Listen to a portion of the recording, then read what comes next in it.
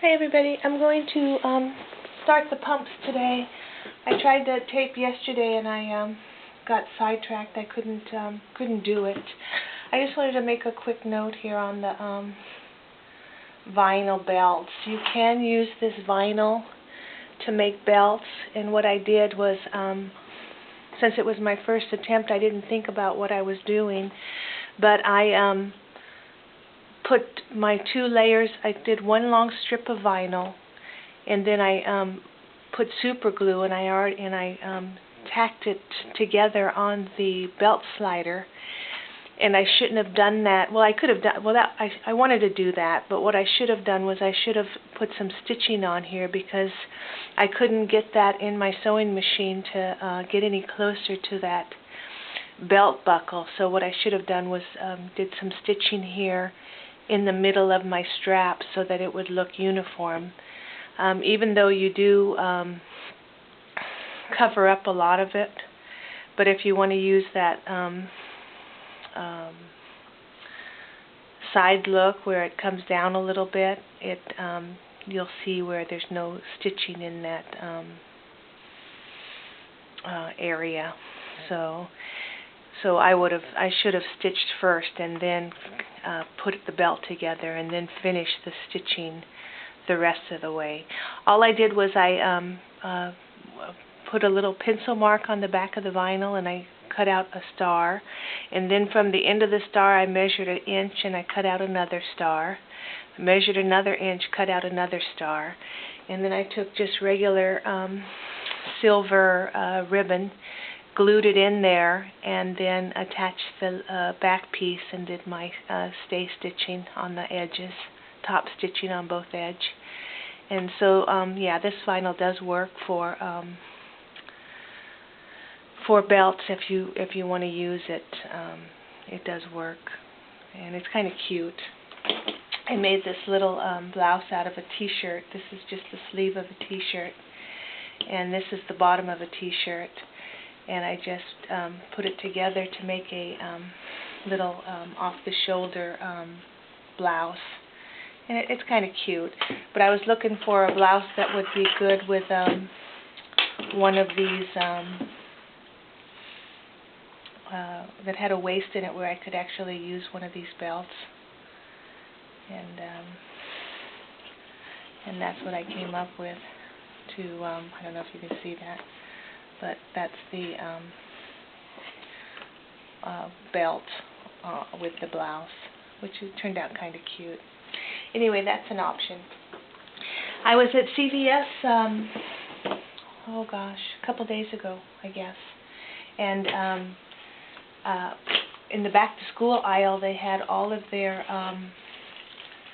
headbands, $1 container. So there's 18 headbands in here, and I got them for $1. And it was also, if you buy 4, you get them for 4 for $3. So these were 75 cents. So it was a good deal, and you can use these for shoe straps. For example, here I made a pump, and I used the black and white strap here as the strap to go across the pumps to give this shoe a different look. Besides, haven't finished it yet, but to give it the shoe a different look on it. I also found shoe goo. The shoe goo was $5.99, and it's over by the shelf that has all of the Kiwi shoe polishes. This shoe goo, it's almost exactly like that stick and seal. It comes out like the stick and seal. It looks like the stick and seal, but it's a little bit thinner consistency, and it works on leather, rubber, vinyl, and canvas. So I opened it up last night and I tested it. So I made a bunch of stars on a trim, and I glued all of the stars on with this shoe goo, and I tried to take the star off, and you can't. I'd have to actually rip that vinyl to get that star off. So I think that this shoe goo will actually work, and there's a lot in here, so I think that it was going to last a while. But this was the trim I was going to put on this pair of pumps that I'm making to give it a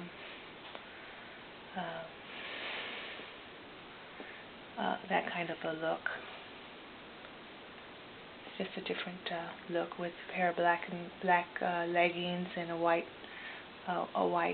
t-shirt blouse. I think that would be really a cute pair of shoes. But anyway, I'm going to show you how to do just the basic. Oh, I was also at Walmart, and I found this snap tool. It's got the tool with the snaps in it. It's bigger than the ones I have. These are the 7/16, size 16. I think this was 3 something. But I'm going to try these. See, I don't know if you can see it or not, but they've got long prongs on the, very long prongs on the connectors. So I'm thinking that I might be able to get through the vinyl with fabric on the other side, so I can use the snaps to close up the strap on the Mary Janes. But I'll probably do Mary Janes next, so I'll see if it works. So it says use 2 layers of medium to lightweight fabric. So I don't know, we'll see if it works, but I have a feeling it probably will, because the ones I had before weren't near this long, and I almost got those to work, so I think this one will work. Okay, so that's the shoe goo. And remember I was telling you when you go vinyl to vinyl you have to use something like this? Well, you still have to be generous on the glue, because I went around to these old shoes to see how well they stuck together, and they didn't stick well in some areas. It's not the glue's fault, it's my fault, because I didn't put enough glue on there. And the nice thing about this shoe goo is I made some really messes on here, and it dries clear. So I don't know if you can see that or not. You probably can't. But there's there's glue around this star, and you can't even tell. There's a little shine to it, but it doesn't look bad. Same with this one. There's a lot of glue stuck around the outside, but like I said, it doesn't look bad. It dries clear, so it's not a bad deal. So I think I'm going to like this. But I'm going to use it when we make this pair of clogs and see what happens with that. Okay, so to start the clogs, you're going to need 2 of your outside clog pattern. This is it. This is the whole shoe.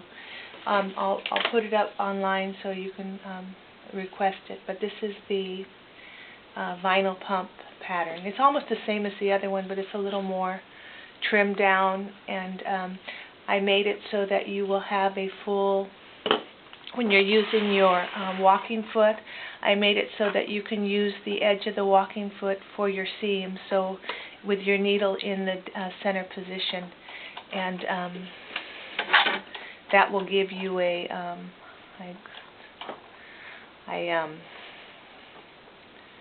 I sewed over some hot glue last night, and I don't suggest doing that because it got all over my needle.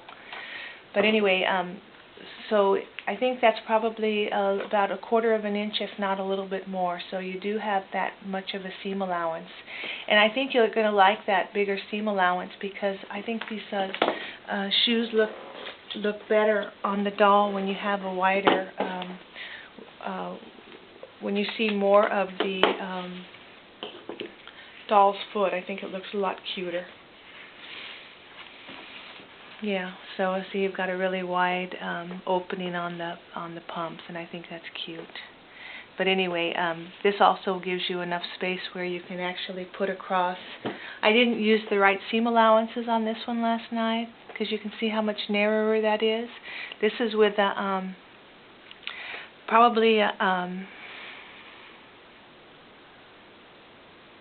1/4 of an inch seam allowance.